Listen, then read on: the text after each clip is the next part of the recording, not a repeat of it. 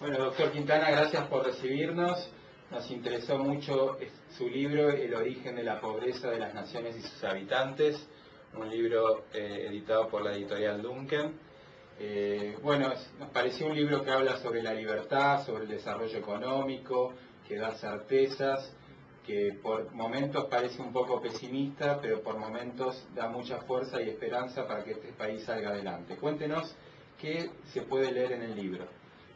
Bueno, en el libro, en resumen, la economía es una ciencia y como toda ciencia tiene leyes naturales que son inmutables en el tiempo y en el espacio. El mundo está regido por todas las leyes naturales de todas las ciencias. Cuando desaparezca alguna de esas leyes, desaparece el mundo. Cuando uno viola una ley natural de cualquier ciencia, siempre va a lograr un efecto no deseado. La ley científica más conocida por la humanidad es la ley de gravedad. Todo el mundo sabe que si se tira de un balcón, el efecto no deseado va a ser estrellarse contra el suelo. Si se tira un balcón de 5 metros, a lo mejor se salve. Si se tira de uno de 10 metros, posiblemente también se pueda salvar. Pero si se tira de uno de 50 metros, la consecuencia es la muerte. Lo mismo ocurre con una ley económica. Cuando se viola una ley económica, no se va a estrellar contra el suelo.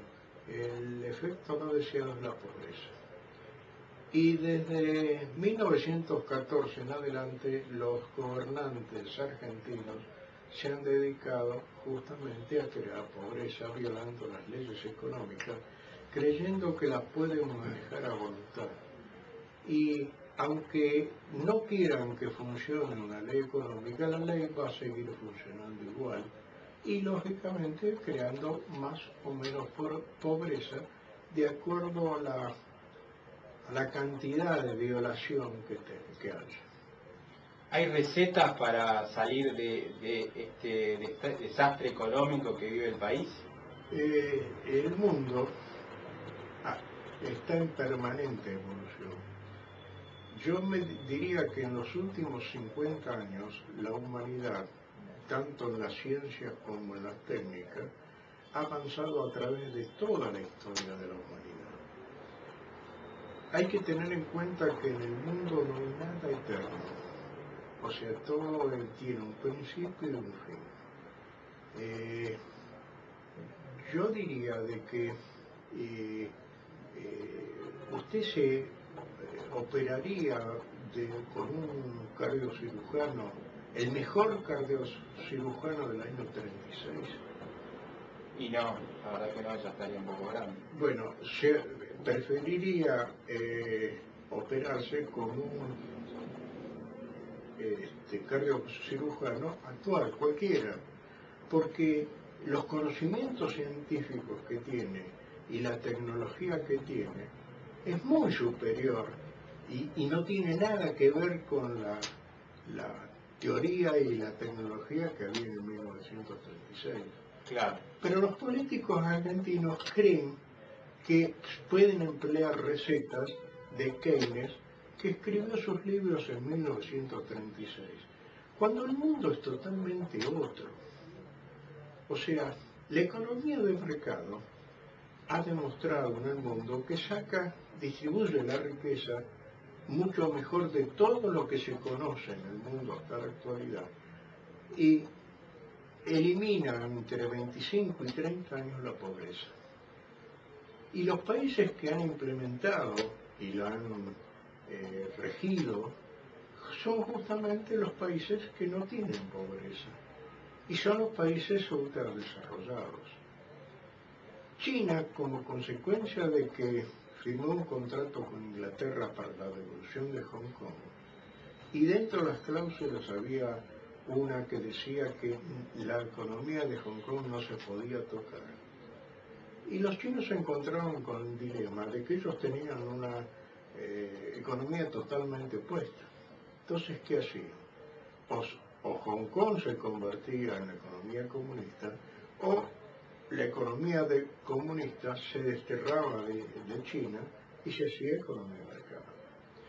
Bueno, hicieron algo mixto, o sea, en muchas cosas reconocieron la propiedad privada y hicieron economía de mercado. La economía de mercado no es como los políticos argentinos creen, conservadora ni liberal. O sea, es una economía que controla permanentemente que nadie viole las leyes naturales, sabiendo de que el que viola una ley natural va a crear pobreza en economía. Entonces, esa vigilancia tiene que ser permanente y la intromisión del Estado tiene que ser permanente, porque la mente humana tiene una capacidad increíble para violar leyes en beneficio propio. Entonces, ese control tiene que ser muy estricto y muy técnico, porque tiene que detectar inmediatamente a aquel que quiere violar las leyes, porque si no va a provocar en el futuro pobreza y termina siempre en crisis. Por eso el mundo está lleno de crisis. Cada 10 años, dicen los economistas, hay una crisis. No es que cada 10 años, no son los años. El problema es el relajamiento del Estado en el control de las leyes económicas. ¿Podríamos tener un país con inversiones? ¿Es posible?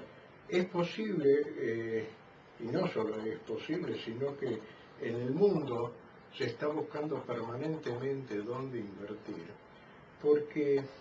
Pero hay que tener en cuenta que la inversión va a aquellos lugares donde hay seguridad. El que tiene un peso va a buscar, o sea, tiene un excedente de un peso, va a buscar a dónde invertirlo para no tenerlo ocioso. Entonces, ¿en qué lo va a tratar de invertir? En algo que sea muy seguro. O sea, la utilidad en sí es relativa a la seguridad. O sea, si a mí me pagan mucho interés, es porque la inseguridad es grande. Si yo quiero ganar mucho, es porque el negocio que yo voy a hacer tiene la incertidumbre de poder ganar plata.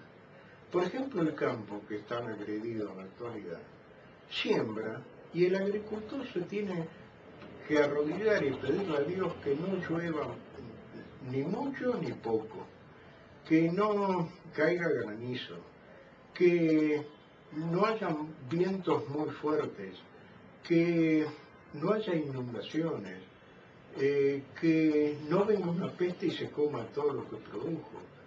Y lógicamente ese individuo que tiene muchos riesgos tiene que ganar más que uno que fabrica tela, porque la tela es de primera necesidad, o alimentos son de primera necesidad del ser humano y su consumo no es elástico.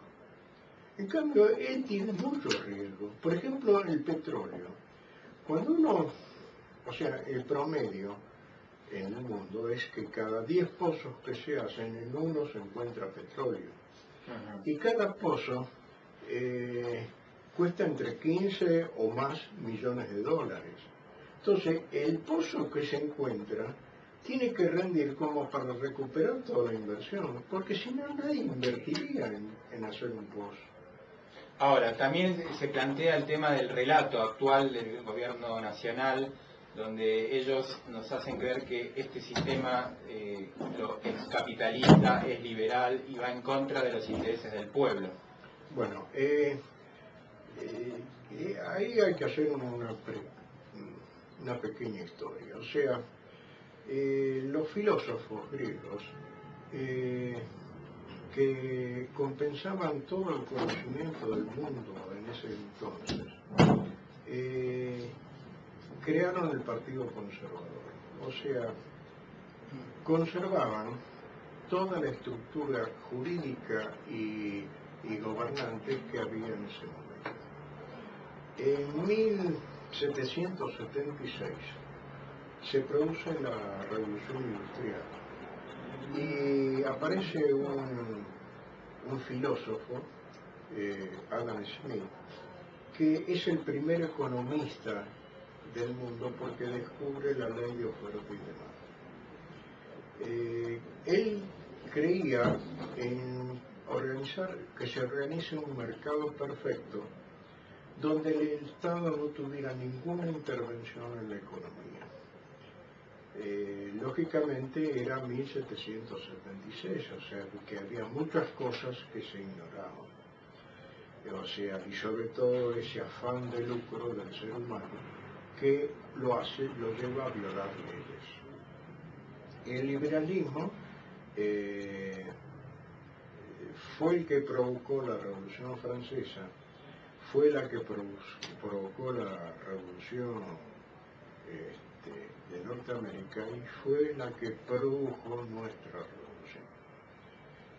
revolución. Los argentinos somos hijos de la libertad. Por eso el único y verdadero y auténtico nacionalismo que pueden tener los argentinos es la libertad. Desgraciadamente vinieron restauradores de leyes despóticas, o sea, con Rosas y bueno, como Perón y la actualidad, donde se confunde conservadores con liberales, cuando justamente fueron lo opuesto. O sea, en una época se combatían entre sí.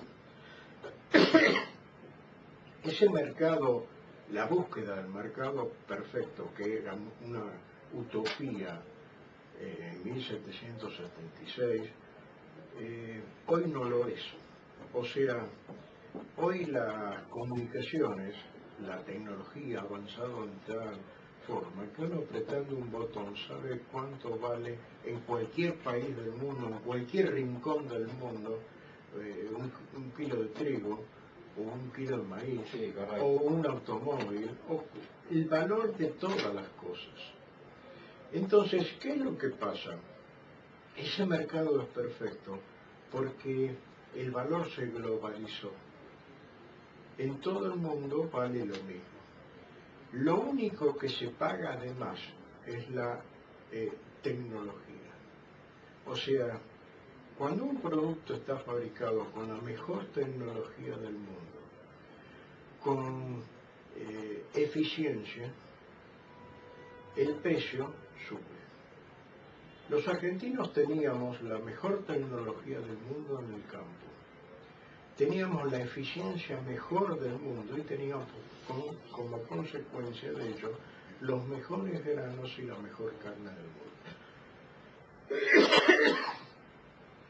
Cuando se prohíbe la exportación de carne, creyendo de que al haber más carne iba a bajar el precio, no tuvieron en cuenta una ley económica que dice que no existe ni un ser humano en el mundo que esté dispuesto a trabajar para perder plata.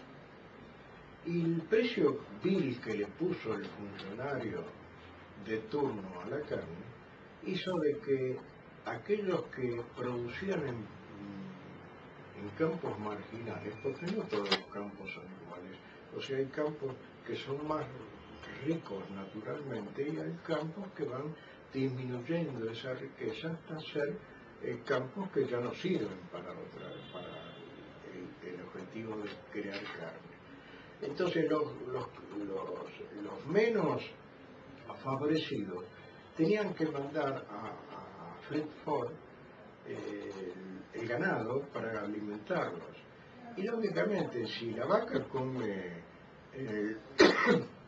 el pasto, el propio pasto, es diferente a que mandar al ganado a que le den un alimento, que lógicamente le cuesta más. Entonces todos esos campos marginales se encontraron con la disyuntiva de que había que perder plata. Entonces mandaron las vacas, que son las máquinas que producen ganado, las mandaron al matadero, y de 40 millones de cabezas de ganado que teníamos en el 2003, hoy tenemos 20. Mientras tanto, Uruguay duplicó la cantidad de cabezas de ganado y Brasil triplicó la cantidad de cabezas de ganado. Y hoy exporta. Y el precio de la carne está en permanente aumento a nivel mundial porque cada vez hay más gente que puede comer carne. ¿Por qué? Porque están haciendo economía de mercado y empieza a haber bienestar. Y ese bienestar hace que aumente el consumo de productos, sobre todo alimentos y ropa, que son invariables, o sea, la gente no puede prescindir de eso. Claro. ¿Y actualmente usted tiene esperanza en la nueva generación política? No. O sea, el político es una carrera y no debe ser una carrera. O sea, el político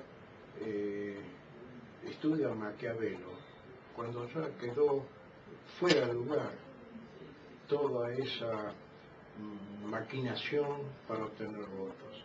Eso quedó fuera de lugar. En el mundo no existe más.